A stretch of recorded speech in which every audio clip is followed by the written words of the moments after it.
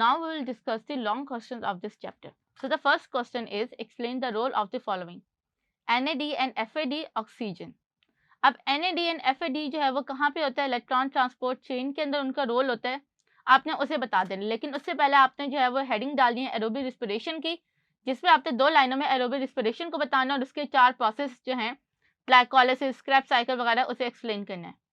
फिर आपने बताना है कि NAD और FAD जो है वो क्रेब्स साइकिल के अंदर जो होता है वो एनर्जी को एक्सेप्ट करते हैं, हाइड्रोजन को, और फिर उसके बाद इलेक्ट्रॉन ट्रांसपोर्ट चेन में उस इलेक्ट्रॉन्स को डिडेट करते हैं, जिसकी वजह से आपके ATP की सिंथेसिस होती है। देन फिर आपने ऑक्सीजन का बताना है कि ऑक्सीजन जो होता है it is the last electron acceptor in the electron transport chain, और वो जो होता है अगर ऑक्सीजन इलेक्ट्रॉन एक्सेप्ट नहीं करेगा तो ये जो है केमियोस्मोसिस का प्रोसेस कंटिन्यू नहीं होगा और ATP की सिंथेसिस नहीं होगी। तो इन दोनों के आंसर जो है वो पेज नंबर 228 पे प्रेजेंट है। Second question is sum up how much energy is release as ATP।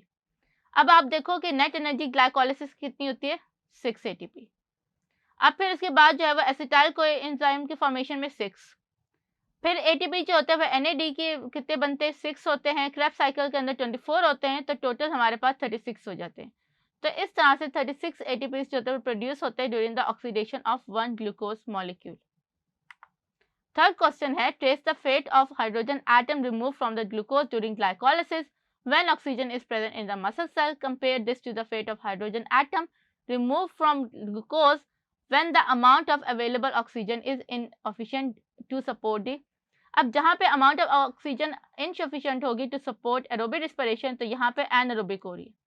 तो एनारोबिक में जो हाइड्रोजन एटम होता है उसका फेट क्या होता है आपने उसे एक्सप्लेन करना है, और फिर जो है वो एरोबिक रिस्पिरेशन में हाइड्रोजन का जो फेट होता है वो कहाँ होता है तो वो आपने बताना है। तो एनारोबिक में जो हाइड्रोजन का फेट है वो हमारे पास लैक्टिक एसिड फर्मेंटेशन में होता है, बिकॉज यू ऑल नो कि जो मसल्स होते हैं वो एनारोबिक रिस्पिरेशन में लैक्टिक एसिड प्रोड्यूस करते हैं, जबकि हाइड्रोजन का जो फेट होता है वो बेसिकली क्रेब्स साइकिल में डिस्क्राइब होता है। तो एनारोबिक के अंदर आपने एक्सप्लेन करना है लैक्टिक एसिड फर्मेंटेशन को, और एरोबिक रिस्पिरेशन के अंदर आपने एक्सप्लेन करना है क्रेब्स साइकिल को। फोर्थ क्वेश्चन है sketch the Krebs cycle and discuss it's energy yielding steps. यहाँ पे उन्होंने मेंशन किया है कि आपने इसकी डायग्राम ड्रॉ करनी है। तो पहले आपने क्रेब्स साइकिल को 2 to 3 लाइंस में एक्सप्लेन करना है, उसके आपने flow chart banana with the help of arrows, और एरोस के बाद उस कंपाउंड का नाम लिखना जो क्रिएट हुआ हुआ है, और फिर जो एनर्जी चेंजेस आ रही है वो आपने इस तरह से जो है वो मेंशन करनी है। और ये जो डायग्राम है ये आपकी बुक के पेज नंबर 227 पे गिवन है। फिफ्थ क्वेश्चन है describe the various steps involve in the oxidative breakdown of glucose to pyruvate. यानी ये ग्लाइकोलाइसिस की बात हो रही है, ग्लाइकोलाइसिस की तमाम स्टेप्स को जो है वो आपने इसी तरह फ्लो चार्ट की फॉर्म में एक्सप्लेन करना है, और इसका आंसर पेज नंबर 224 पे गिवन है। सिक्स्थ क्वेश्चन है search the respiratory electron transport chain, discuss the significance of electron transport chain. अब यहाँ पे पहले आपने रेस्पिरेटरी चेन को पहले उसमें आपने मेंशन करना है कि उसकी लोकेशन क्या है, उसके अंदर कौन कौन से जो है वो साइटोक्रोम्स इन्वॉल्व हैं, कि वो कैसे क्रिएट हुई हुई है, उसके आपने डायग्राम जो है वो स्केच कर देने, फिर आपने बता देना है कि कौन सी चीज़ कैसे क्रिएट होती है और कौन पहले आता है कौन बाद में, और उसके अंदर एनर्जी फ्लो कैसे होते हैं, और फिर आपने बता देना है कि इसकी सिग्निफिकेंस क्या है, because it is the one जहाँ पे आपके ATP सबसे ज़्यादा क्रिएट होते हैं। तो ये चीज़ें जो है ये दोनों पॉइंट्स आपने मेंशन कर देना, और इसका आंसर आपकी बुक के पेज नंबर 228 पे गिवन है। सेवंथ है compare the photosynthesis with respiration in plants. अब मैंने आपको बताया कि प्लांट्स के अंदर फोटोसिंथेसिस भी होती है और रिस्पिरेशन भी होती है।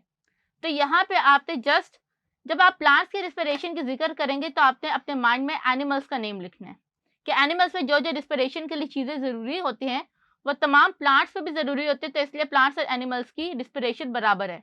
फिर आपने बताना है कि प्लांट्स के अंदर फोटोसिंथेसिस के जितने भी स्टेप्स होते हैं उन तमाम को जो है वो आपने मेंशन कर लेना, और इस तरह से आपने कॉलम ड्रॉ करके कंपेयर करना है, और इसका आंसर आपकी बुक के पेज नंबर 209 पे गिवन है। फोटोसिंथेसिस को प्लांट्स को माइंड में रख के करना है और रिस्पिरेशन को एनिमल्स को माइंड में रख के कर लेना है। 8th क्वेश्चन है explain the difference between the cyclic and non cyclic photophosphorylation with the help of Z scheme. अब जी स्कीम जो है ये हमारे पास बेसिकली नॉन साइक्लिक फॉस्फोराइलेशन है, लेकिन जब हमारे पास समटाइम्स जो होता है वो ATP की कंसंट्रेशन जो होती है वो कम हो जाती है और दूसरे मॉलिक्यूल की कंसंट्रेशन ज़्यादा होती है, तो वो स्विच हो जाता है टू द साइक्लिक फॉस्फोराइलेशन, और उसके अंदर कौन से फोटोसिस्टम इन्वॉल्व होता है और कौन सा प्रोसेस होता है उसको आपने एक्सप्लेन कर देना और इनके डिफरेंसेस बता देने। कि एक में आप बताओगे कि इसके अंदर ये जो है ये कंपोनेंट रिक्वायर्ड होते हैं, दूसरे में आप बताओगे कि इसमें ये कंपोनेंट रिक्वायर्ड नहीं होते, ये जो होता है नॉन साइक्लिक जी स्कीम में होते हैं, जबकि साइक्लिक जो होती है वो सर्कुलर स्कीम में होती है। तो ये जो है ये आपने मेंशन करना, और ये आपकी बुक के पेज नंबर 216 पे गिवन है इसका आंसर। 9th क्वेश्चन है, give an account of light independent reaction of photosynthesis. Light independent means Calvin cycle, तो आपने केल्विन साइकिल को एक्सप्लेन करना है और उसके जो डायग्राम है उसे आपने स्केच करके जितने भी एनर्जी यील्डिंग स्टेप्स हैं उनको आपने मेंशन कर देना है, और ये जो है ये आंसर आपकी बुक के पेज नंबर 291 पे गिवन है। इसके साथ ही हमारे लॉन्ग क्वेश्चंस भी कंप्लीट हो गए। आई होप आपको आज की एक्सरसाइज अच्छी तरह से समझ आ गई होगी। दिस इज लाइबा तारिफ from tutorial.pk signing off. See you in the next chapter. Take care. Allah Hafiz.